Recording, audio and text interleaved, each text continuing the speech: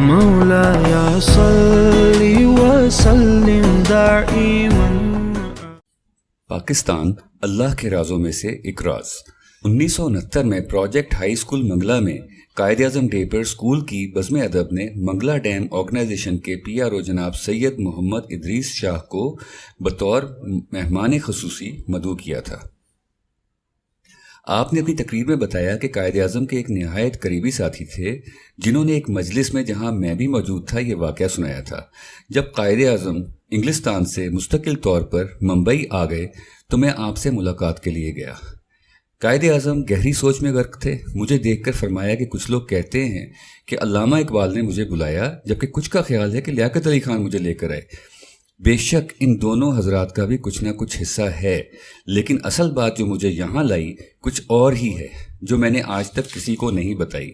تمہیں اس شرط پر بتانا چاہتا ہوں کہ میری زندگی میں اسے ظاہر نہیں کرو گے، کیونکہ لوگ بات کا بتنگڑ بنا دیتے ہیں. جب میں نے انہیں یقین دلایا کہ ایسا ہی ہوگا تو انہوں نے فرمایا، ایک رات میں لندن میں اپنے کمرے میں سو رہا تھا کہ ایک جھٹکے سے میری آنکھ کھل گئی. میں پھر سو گیا. دوسرا جھٹکا تیز تھا. بس میں اٹھا اور دروازہ کھول کر باہر کا جائزہ لیا اور یہ اطمینان کر کے کہ سب ٹھیک ہے آ کر سو گیا. تیسرے جھٹکے نے مجھے جھنجھوڑ کر رکھ دیا. میں اٹھ کر بستر پر بیٹھ گیا. میرا کمرہ خوشبو سے مہک رہا تھا اور میں کسی کی موجودگی محسوس کر رہا تھا. میں نے کہا، ہو آر یو؟ میں نے کہا کہ آپ کون ہیں؟ آئی ایم یور پروفٹ محمد صلی اللہ علیہ وسلم. جواب آیا کہ میں تمہارا پیغمبر محمد صلی اللہ علیہ وسلم ہوں. میں جہاں تھا وہیں بیٹھ گیا، دونوں ہاتھ باندھ لیے.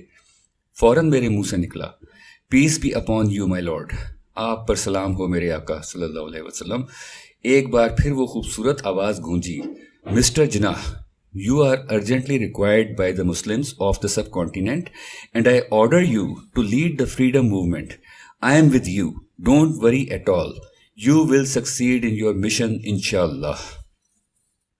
جناح، بر اعظم ایشیا کے مسلمانوں کو تمہاری فوری ضرورت ہے اور میں تمہیں حکم دیتا ہوں کہ تحریک آزادی کی قیادت کرو.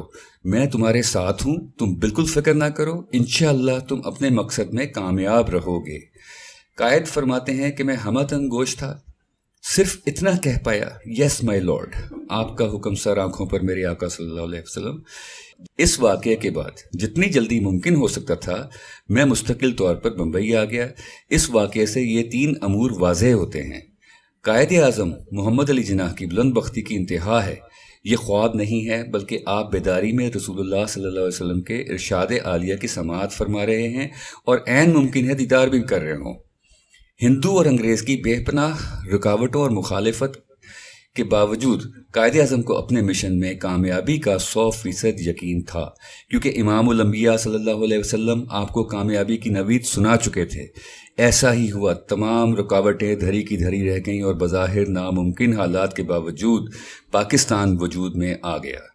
ڈائیلاگ اور گفتگو انگریزی میں ہوئی تو اس میں تعجب کی کوئی بات نہیں.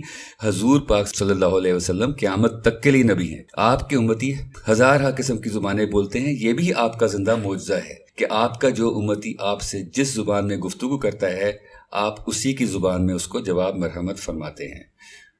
پاکستان زندہ باد، پاکستان پائندہ باد. اللہ پاکستان کو جلد وہ مقام عطا کرے جس کے لیے بنایا گیا اور پاکستان ایک عظیم اسلامی فلاحی سلطنت کے طور پر ابھرے. آمین.